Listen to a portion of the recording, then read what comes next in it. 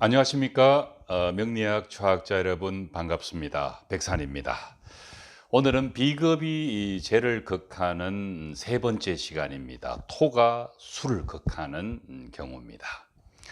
어, 미월의 기토의 예를 들어서 공부해 보도록 하겠습니다. 전 시간에 어, 이 무기토 일간이 수금이 용신인 경우에는 비겁이 죄를 극할 때 식상인 오행이 있어줌으로 인해서 자연스럽게 토생금 금생수와 같은 현상이 일어난다고 이야기를 했습니다. 그러나 엄밀하게 말한다면은 토가 금을 생한 것이 아니고 금수가 상생을 하고 있는 것입니다. 여기서 차이점은 바로 비견급제와 재의 그 사이에 해당되는 식신상관이 바로 재와 상생을 하는 오행이라는 것이 크게 다른 것입니다. 오늘 공부가 바로 거기에 해당됩니다. 미월의 기토가 수금이 중화용신입니다. 두 번째 중화용신의 사례입니다. 유형입니다. 이 사주를 가만히 보면은 용신이 비교적 잘 발달되어 있고 희신도 있습니다. 특히 용신과 희신이 시주에서 동주를 하고 있습니다. 좋은 식신생재격이라고 보기는 어렵지만은 식신이 재를 생해주고 있는 시주를 봤을 때 준 식신생재격으로 볼 수도 있으나 그러나 미월의 기토가 월간에서 연간과 시간에 있는 계수를 그대로 극을 해버리고 있습니다. 이때 식신과 상관에 해당되는 경신금이 원국에 있다면 매우 다행입니다.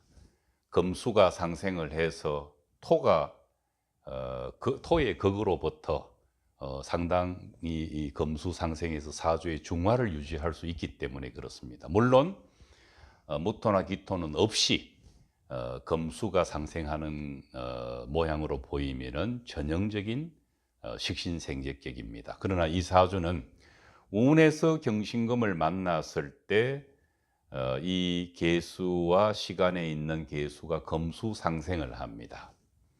이때는 사주가 가장 편안한 시기라고 보아야 합니다. 이것을 토가 금을 생했고 금이 수를 생했다는 논리로 접근하면 안 되는 것입니다. 다만 토의 비견의 공격으로부터 재가 무사할 수 있는 것은 식신상관의 도움은 틀림이 없습니다. 그러나 그것이 토생금하고 금생수했다는 것은 결코 아닌 것입니다. 이 사주는 해수가 오면은 해묘미합의 영향권에 들어가기 때문에 크게 좋은 지지오행은 아닙니다. 자수나 축토는 시지에 유금이 있기 때문에 그런 대로 유효하고 진토, 신금, 유금도 그렇다고 볼 수 있습니다. 한때는 집안이 큰 게 지역의 부유한 부자 집의 자제로 태어나서 그러나 형제 중에 한 사람이 아버지의 재산을 거의 대부분 망실을 해버렸고 표면적으로 보면은 부모님 댁의 큰 자산이 자식 댁에 와서 거의 절대 다수가 파산되어 버린 겁니다. 형제의 비견의 영향으로 보면 좋습니다. 그러나 다행히도 그건 받고 있지만은 시지에 유금이 있어줌으로 인해서 그렇게 일반적으로 파산을 하거나 하는 모습은 아니고 한참 때보다는 전혀 그 부에 미치지 못하는 삶을 영위하고 있습니다. 본인의 능력으로 큰 돈을 벌어본 것은 거의 없는 분의 사주입니다. 5월의 기토 사주에서 시간의 계수가 반갑고 계수의 뿌리가 되어주는 축토가 있어서 좋습니다.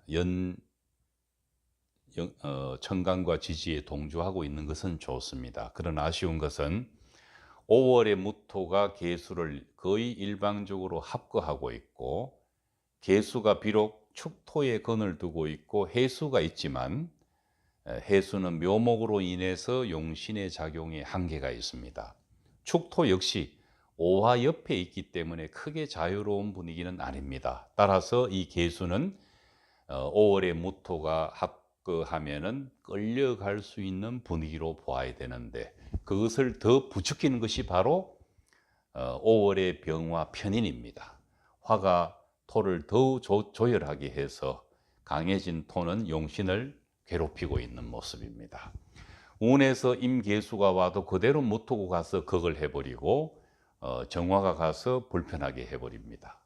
경신금이 오면은 경금은 계수와 서로 이 상생을 할 수 있지만은 신금은 그대로 가서 화극금을 당할 수밖에 없습니다. 계수가 있지만은 무토 때문에 큰 힘을 못 씁니다. 그것은 경금도 큰 예외는 아닙니다. 천간에서 만나는 용신성 오행이 크게 소용이 없는 경우라고 하겠습니다. 지지에서 오는 해수는 해묘합의 영향권이고 좌수는 축토가 있지만 좌우충이 어느 정도는 일어날 수 있습니다. 축토, 진토, 신금, 유금은 그런대로 지지에서 오면은 반가운 오행이라고 할 수가 있습니다. 오늘 공부에서 비겁이 재성을 극하는 것은 토가 수를 극하는데 토가 수를 극한다는 것은 매우 강한 기운을 가지고 있는 토오행이 용신인 수의 흐름을 막아버리는 것입니다. 그렇다면은 재에 해당되는 이 물의 마음은 답답함을 느낄 것입니다. 흘러가고 싶은데 토가 앞을 가로막고 있을 때 그 마음을 바로 이해를 하면 되는 것입니다. 이 사주의 주인공은 유흥업소인 야간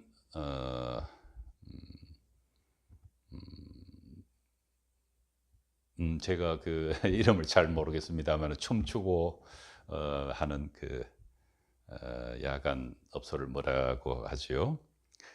거기에 디스크 자키를 하는 독신남입니다. 이혼은 실패를 했고 결혼은 실패를 했고 여자를 매우 밝히는 유형이고 또 편인이 그러한 성향을 가세하고 있습니다. 그래서 온전한 가정생활을 하기가 매우 어려웠던 분의 사주고 어떻게 본다면 방탕한 삶이고 또 어떻게 보면 자기가 좋아서 하고 있는 삶이지만은 그렇게 반듯한 가정을 꾸려서 살아갈 수 있는 사주는 아니라고 보는 것이 옳겠습니다.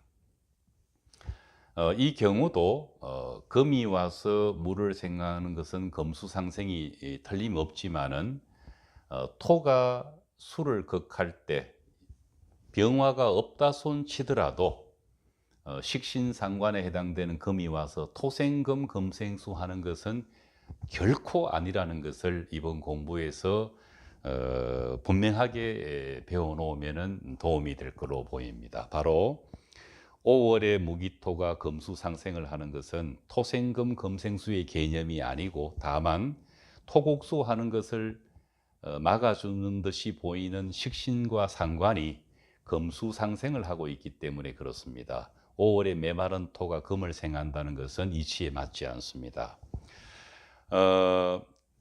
그것이 이해하기가 어려우면은 바로 이 두 가지 사례와 이 두 가지 사례를 크게 두 개를 보고 비교를 해보면은 그 차이점을 분명히 느낄 수가 있을 것입니다. 다음 시간에는 경신금 일간 사주에서 금이 목을 극하고 있는 비견이 재성을 극하는 사주의 공부를 네 번째 공부에 해당됩니다. 다음 시간에 꼼꼼하게 살펴보도록 하겠습니다. 감사합니다.